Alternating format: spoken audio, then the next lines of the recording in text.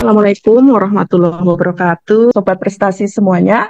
Untuk FLS 3N tingkat SD, MI serta sederajat ini kemarin sudah kami launching ya untuk panduannya di website Puspresnas. Nah, namun ada beberapa sedikit perbaikan atau revisi. Nah, nanti kami dokumen panduan teknis FLS 3N tingkat SD yang telah direvisi, yaitu yang di halaman kedua nanti ada tulisan edisi revisi. Jadi mohon untuk semuanya dapat mendownload, mengunduh edisi panduan yang telah direvisi, karena itu yang terupdate. Untuk cabang lomba tingkat SD MI sederajat ini, cabang lomba yang diperlombakan adalah gambar ekspresi. Nanti untuk peserta tingkat nasional ini 1 orang. Kemudian penyanyi solo 1 orang. Kriya, ini pesertanya 1 orang. Mendongeng 1 orang. Menulis cerita 1 orang. Dan pantomim ini 2 orang peserta. Kemudian untuk tari, cabang tari, pesertanya 3 sampai dengan 5 orang. Lanjut. Nah, untuk tingkat penyelenggara, ini dimulai dari tingkat sekolah ya. Tingkat sekolah dilaksanakan seleksi dari tingkat sekolah, kemudian yang kedua dilanjutkan di tingkat kabupaten kota. Nah, ini Dinas Pendidikan Kabupaten Kota nanti dapat bekerja sama dengan satuan pendidikan atau komunitas, dunia usaha atau dunia industri, serta unsur lainnya dalam hal penyelenggaraan. Jadi diberikan sesuai dengan kebijakan masing-masing. Nah, untuk yang terlibat di tingkat kabupaten kota ini adalah nanti Dinas Pendidikan Kabupaten Kota, serta operator kabupaten kota nanti yang ditugaskan.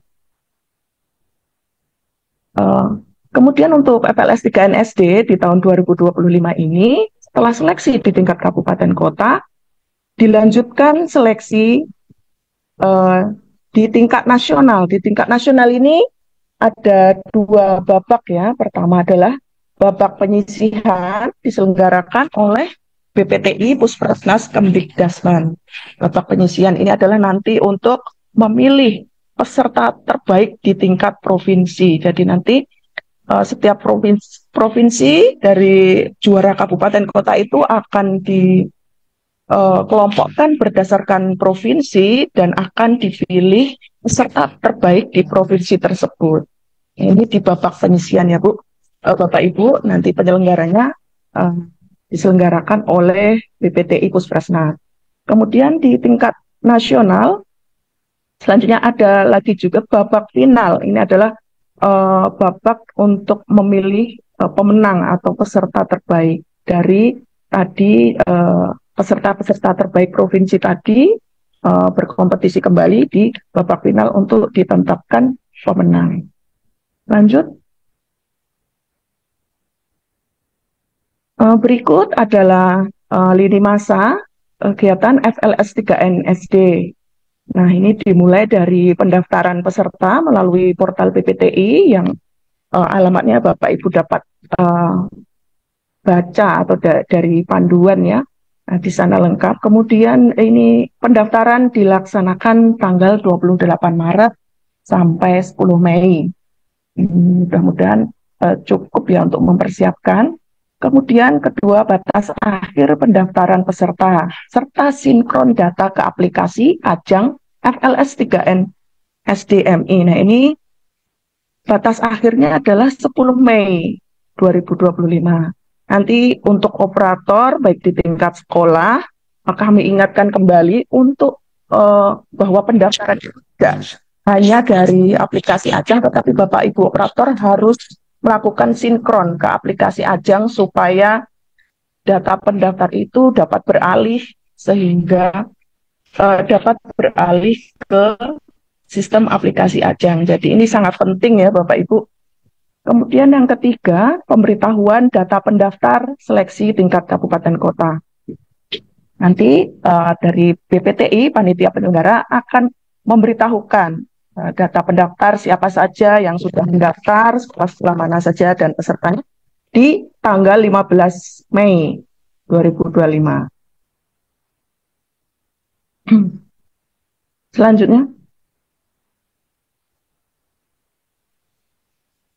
kemudian untuk pelaksanaan FLS 3N tingkat kabupaten kota, ini adalah di 18 Mei sampai dengan 14 Juli. Nah, ini di dalam kurun waktu tersebut, nanti jika tingkat dinas, tingkat kabupaten kota sudah melakukan seleksi, dapat juga di periode tersebut sekalian untuk mengunggah SK pemenang tingkat kabupaten kota, berkas digital seperti video, kemudian karya dalam bentuk digital ya, ke sistem aplikasi Ajang FLS 3N SDME. Kemudian juga di periode tersebut adalah operator dinas kabupaten kota dimohon untuk memasukkan atau menandai capaian prestasi pemenang di tingkat kabupaten kota. Jadi para juara di tingkat kabupaten kota wajib untuk dimasukkan atau ditandai capaian prestasinya di aplikasi Ajang FLS 3N SDMI. Lanjut. Untuk batas akhir unggah SK dan memasukkan atau menandai capaian prestasi pemenang tadi, batas akhirnya adalah di 14 Juli 2025, pukul 23.59, waktu Indonesia Barat. Lanjut. Kemudian setelah dari kabupaten kota tadi, pihak panitia penyelenggara BPTI Puskesmas akan melaksanakan babak penyisihan, yaitu untuk memilih juara provinsi. Nah, pengumuman peserta babak penyisihan FLS 3N SD nanti di tanggal 21 Juli. Jadi ini adalah siapa peserta-peserta babak penyisihan yang telah lolos, nanti akan diumumkan seluruh pesertanya di tanggal 21 Juli.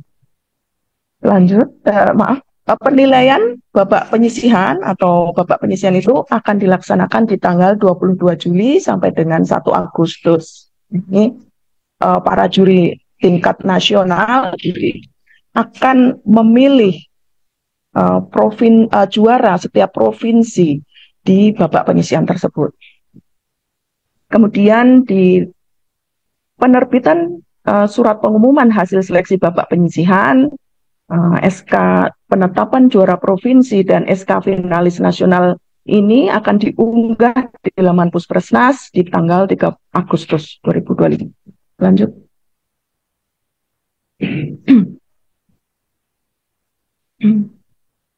Dan ini untuk batas unggah berkas karya finalis nasional ke sistem aplikasi Ajang ya, ini dilakukan oleh operator sekolah atau operator dari dinas kabupaten kota, akan dilaksanakan di 4 sampai dengan 18 Agustus 2025. Dan di pelaksanaan FLS 3N Dikdas tingkat sekolah dasar untuk tingkat nasionalnya dilaksanakan di tanggal 15 sampai dengan 20 September 2025 secara daring. Kemudian untuk penerbitan SK pemenang tingkat nasional serta pengumuman pemenang melalui laman Puskesmas dan media sosial Puskesmas nanti dilaksanakan di 23 September 2025. Lanjut.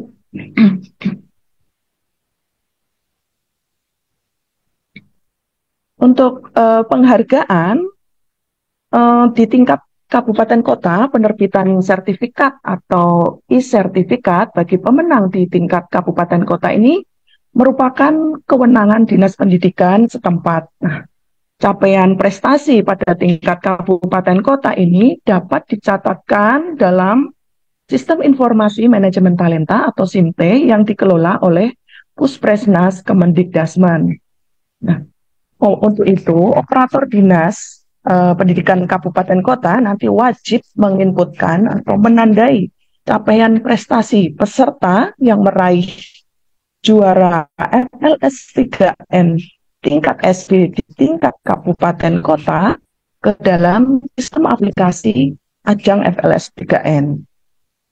Nah, pencatatan ini wajib berdasarkan SK pemenang yang diterbitkan di tingkat kabupaten kota yang disahkan oleh Kepala Dinas Pendidikan Kabupaten Kota. Baik, lanjut.